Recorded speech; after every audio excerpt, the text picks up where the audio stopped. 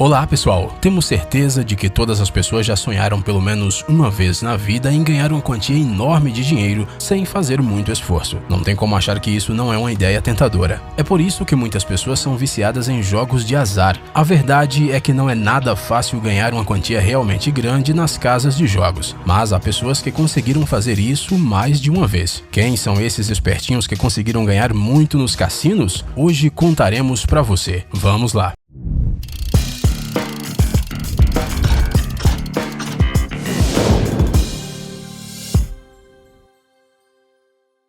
Gonzalo Garcia Pelayo. A maioria das pessoas que jogam na roleta sabem que a vitória depende da sorte, mas apesar disso, elas ficam tentando encontrar uma lógica e criar uma estratégia especial para ganhar. Soa um pouco absurdo? E se dissermos que um homem chamado Gonzalo Garcia Pelayo conseguiu fazer exatamente isso? Gonzalo nasceu em 25 de maio de 1947 na Espanha. Durante a sua juventude, ficou claro que ele tinha um talento para os jogos, mas ele resolveu estudar para ser um matemático e posteriormente trabalhou como engenheiro de som e produtor. Isso até os anos 90, quando o Sr. Garcia Pelayo finalmente decidiu começar a criar sua própria estratégia de jogo. Ele passou alguns anos estudando as características da roleta. Para realizar experimentos nos cassinos, ele contou com a ajuda de seus 5 filhos, que naquela época já eram maiores de idade. Durante várias semanas, a família Garcia Pelayo visitou um cassino, memorizando ou anotando os números que saíam constantemente em cada uma das mesas. Então, Gonzalo inseriu todos os dados em um computador e o sistema resultante permitiu que ele ganhasse $1,5 milhão na roleta. 1,5 milhões. Uau! Mas, como é frequente em tais casos, os donos dos cassinos duvidaram da sorte de Gonzalo e resolveram processá-lo, acusando-o de trapacear. O julgamento se estendeu de 1990 a 2004, mas terminou com a vitória do talentoso matemático. Edward Thorp.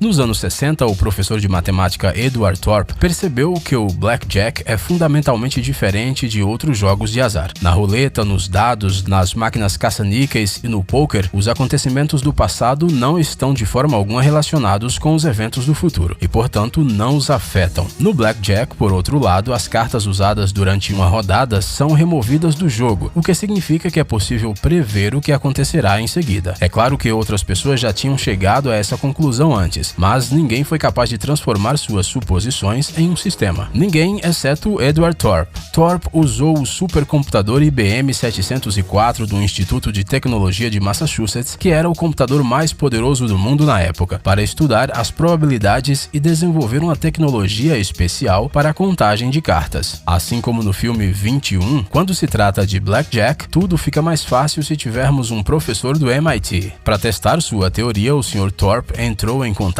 com o jogador profissional Manny Kimmel. O método de contagem realmente funcionou. Com apenas $10 mil, os dois conseguiram ganhar outros 11 mil em apenas um final de semana. Talvez a vitória tivesse sido maior se não fosse pelos serviços de segurança do cassino. Posteriormente, Edward Thorp escreveu um livro, Beat the Dealer, que se tornou um best-seller. Com a ajuda de seu sistema, muitos jogadores de blackjack realmente ficaram ricos. Será que precisamos dizer que os cassinos não curtem nada quando alguém usa o método Thorp e que essas pessoas são banidas?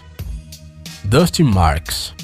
Será que o croupier pode ser um fraudador? Finalmente. Afinal, ele tem acesso às cartas e, ao mesmo tempo, levanta menos suspeitas sendo um funcionário do próprio cassino. Só é preciso ter as habilidades necessárias, e Dustin Marks foi um dos trapaceiros mais bem-sucedidos em quebrar os cassinos. Mas ele começou sua carreira como mágico. Desde a infância, o Dustin fazia truques e, tendo se formado na faculdade, esperava se tornar um famoso ilusionista. Bem, as coisas aconteceram de uma maneira um pouco diferente, mas Marks conseguiu ficar famoso. Para dominar completamente a arte das mágicas com cartas, em 1983, Dustin resolveu trabalhar como croupier em um dos cassinos de Las Vegas. O seu conhecimento da tecnologia moderna permitiu ao ilusionista aperfeiçoar seus truques, e para avaliar o seu desempenho, o croupier desonesto filmava os seus truques com uma câmera. Se ele não percebia o truque sujo ao assistir à gravação, significava que o truque estava perfeito. Mas para ganhar em um cassino, ele precisava precisava de um parceiro. Ele escolheu um croupier de um estabelecimento próximo para isso. Depois de combinarem suas estratégias, os dois trapaceiros trocavam constantemente os papéis de croupier e jogador. Em uma única noite, eram capazes de ganhar mais de $100 mil.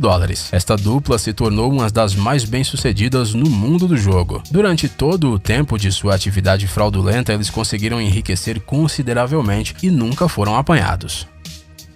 Tommy Carmichael. Por cerca de 30 anos, Tommy Carmichael foi um simples americano cumpridor da lei, mas tudo mudou quando ele encontrou uma velha máquina caça-níqueis na garagem de um amigo. Nela era possível treinar trapaças, e foi isso que ele fez. Depois de alguns meses de treinamento duro, ele foi a um cassino pela primeira vez. A sua estratégia era bastante simples. Ele entrava em uma casa de apostas com um amigo, e enquanto esse amigo fazia algum escândalo na parte oposta do estabelecimento, Tommy rapidamente usava um gancho especial na máquina e saía do cassino com os bolsos cheios de dinheiro. O lucro, é claro, era dividido entre os dois. Eles fizeram isso durante 10 anos. Graças aos seus métodos incomuns de trabalho, os parceiros permaneceram indetectáveis durante muito tempo. No entanto, em 1985, eles caíram nas mãos da polícia. Mas a história não terminou aí. No início dos anos 90, as máquinas mecânicas foram substituídas por modelos eletrônicos mais sofisticados e se tornou quase impossível enganá-los. Mas isso não parou Tommy. Ele comprou uma nova máquina caça-níqueis e levou-a para sua casa para estudá-la com cuidado. Alguns meses depois, o trapaceiro criou uma varinha de luz capaz de cegar as fotocélulas da máquina. Com a sua técnica, bastava a menor vitória para que ele erguesse a sua varinha para a tela e a máquina lhe desse uma enorme quantia de dinheiro. Assim, Tommy ganhava mais de $10 mil por dia. No fim das contas, Tommy Carmichael foi pego, mas ele concordou em cooperar com o FBI. Hoje, esse senhor das máquinas caça-níqueis trabalha no Comitê de Prevenção contra Fraudes na indústria de jogos e desenvolve mecanismos especiais que protegem os caça-níqueis contra hackers. Luis Colavento. A história do mundo dos cassinos conhece muitas das mais intrincadas ideias de fraude. Algumas delas foram extremamente bem-sucedidas, outras falharam miseravelmente. Uma figura de destaque entre os grandes trapaceiros de Las Vegas foi Luis Colavento, mais conhecido por seu apelido de Moeda. Ele criou uma maneira inteiramente nova de trapacear nos cassinos e, enquanto ele não foi descoberto, conseguiu ganhar um bom dinheiro. O problema foi que os melhores especialistas do FBI começaram a trabalhar para desmascará-lo e o cara simplesmente não teve como escapar da punição. Surpreendentemente, ao contrário do resto dos caras do vídeo de hoje, Luis Colavento jamais se sentou em uma mesa de jogo, não tentou analisar o funcionamento da roleta e não fez mágicas. A única coisa que o Luis fez foi produzir em casa fichas que eram impossíveis de distinguir das fichas verdadeiras e depois as trocar por dinheiro. Uma ideia tão simples que chega a ser difícil acreditar. Quando o esquema foi descoberto, até mesmo os especialistas experientes em cassinos ficaram surpresos. Pai Go John.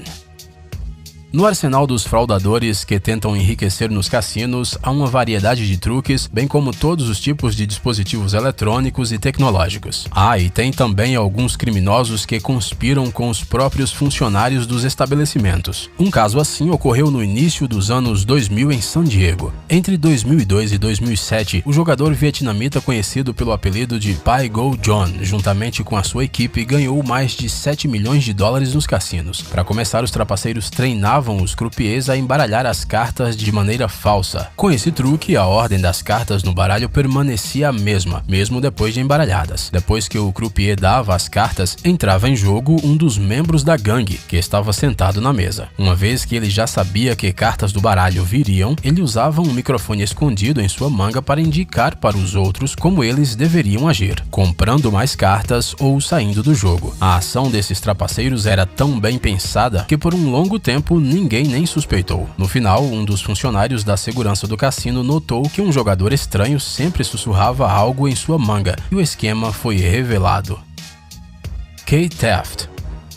Quando criança, Kate Taft conheceu os jogos de azar, mas como ele jogava mal, logo ele desistiu das cartas. Em vez disso, Taft se encantou pelas ciências exatas e dedicou sua vida a elas, se tornando um excelente engenheiro. Kate, no entanto, sonhava em criar uma máquina que contasse as cartas durante o jogo e transferisse o resultado para a pessoa, que analisaria os dados independentemente e tomaria uma decisão. Em 1969, quando Taft tinha 35 anos de idade, ele e seu filho Marty conseguiram criar tal ao dispositivo. A máquina foi batizada de George e consistia em um pequeno computador pessoal, uma bateria, um pedal e um par de óculos. O princípio da operação do dispositivo era interessante. O computador ficava na cintura de um jogador, enquanto o outro levava a bateria. Quando o jogador recebia as cartas, ele inseria os dados na máquina com o dedo do pé através de um pedal especial, e logo o resultado aparecia nos óculos. Infelizmente, o George era grande e terrivelmente incômodo, então ele foi substituído pelo David. Com ele, o Keith conseguiu ganhar $40 mil